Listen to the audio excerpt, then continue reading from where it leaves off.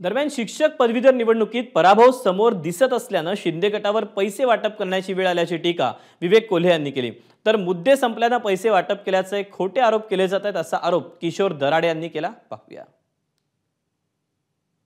शिक्षकांच्या मतदारसंघामध्ये अशा परंपरा प्रथा पाडणं याचाच अर्थ खरं तर त्यांच्या समोर त्यांना त्यांचा पराभव दिसतो आहे।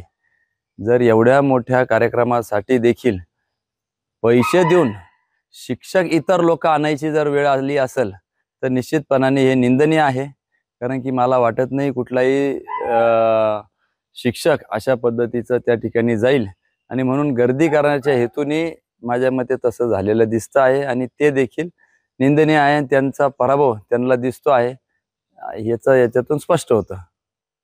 असा गैरअर्थ करू नका। या राज्याचे मुख्यमंत्री सगळ्यांसाठी आमच्यासाठी सगळं महत्त्वाचे आहे।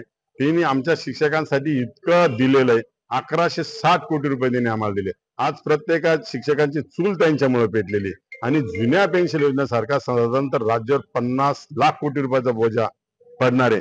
तरी एवढा मोठा धाडसी निर्णय या मुख्यमंत्र्यांनी घेतले आणि त्यांना असं म्हणण्याचा काय अर्थ मराठी भाषा आहे कशी वळती त्याच्यामुळे असा गैरसमज करून घेऊ नये असं मला आपल्या माध्यमातून विनंती करायची आहे। एबीपी माझा, उघडा डोळे बघा नीट।